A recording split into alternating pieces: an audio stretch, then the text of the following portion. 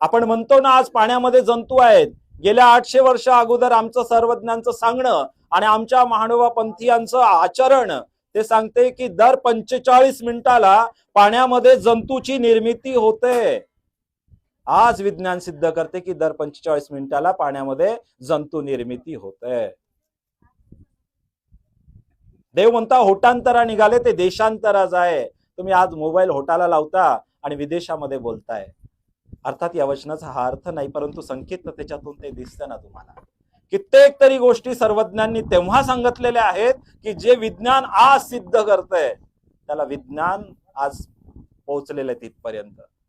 आपण म्हणतो, इतर संप्रदाय म्हणतात हा चंद्र, हा सूर्य, ही देवता आहे.